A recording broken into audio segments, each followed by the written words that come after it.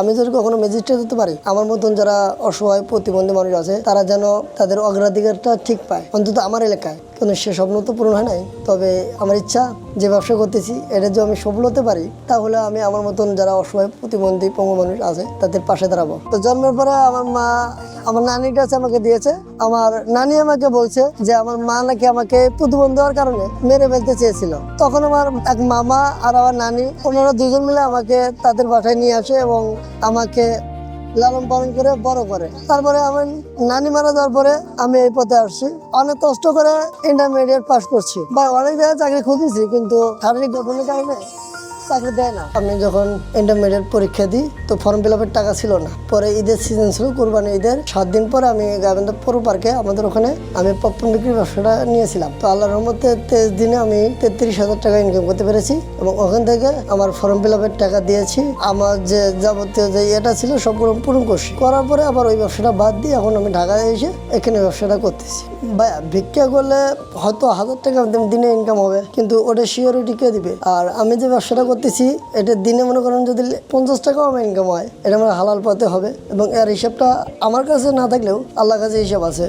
ভিক্ষা করলে 30 টাকা হতে পারে, 300 টাকা বা 3000 টাকা হতে পারে, এটা কোনো সিওরিটি না। বাট আমি যে ব্যবসাটা করতেছি এটা যদি 30 টাকা আসে, আমি তাতেই শুক্রিয়া। ভালো কোনো কাজ করতে হয় না, আমি হোটেলে খাওয়া দাওয়া করি, শুধু বাসায় এসে ঘুমাই, গা গোসল করি, এটুকুই জাস্ট। আমি যখন ক্লাসে এটা পড়ি তখন আমার এই সেম আপনাকে বললাম যে ইন্টারমিডিয়েটের সময় আমার ফর্ম ফিল আপ করার টাকার দরকার ছিল। 2018 সালে তো জিএসসি পরীক্ষা হয়েছে, তখনও কিন্তু ফর্ম ফিল আপ করা লাগে। ওই টাইমে আমাকে সাহায্য করার মতো কেউ ছিল না। খুলনার এক বড় ভাই মামুন নামের, ওনার সাথে আমার দেখা হয়েছিল। প্রথম স্বপ্ন ছিল ভাইয়া ম্যাজিস্ট্রেট হওয়া। আমার এলাকায় দেখছি প্রতিবন্ধীদের তেমন গ্রাহ্য দেওয়া হয় না।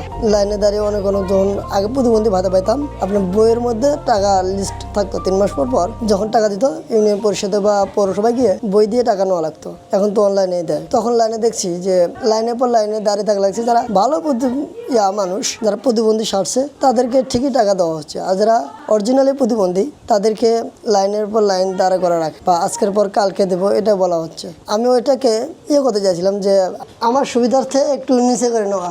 ওই যে উপরে সুইচ দেখতেছে না, ওটা আমি হাতে পাই না দেখে আপনার এই বাসার ম্যানেজারে আমাকে নিচে লাইন করে দিছে আমার সুবিধার ক্ষেত্রে। জি জি, এটা আমার রুম। এখানে আমি একাই থাকি। আমার বাসায় কিছু নেই, বালতি, মগ, এই বালিশ, তোষক, এগুলোই। আমি মুসলমান। আমার নবী বলছেন ভিক্ষা করো না, নবী শিক্ষা করো না ভিক্ষা। আমার দুটো পা নাই কিন্তু দুটো হাত আছে, হাত দিয়ে তো চলতে পারি, ব্যবসা তো করতেছি, এতে আলহামদুলিল্লাহ।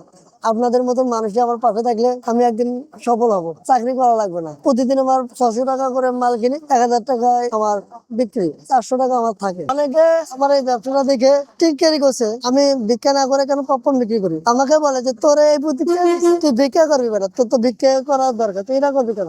আমি তাদেরকে বলি যে ভিক্ষা নয়, কর্ম করে খাবো।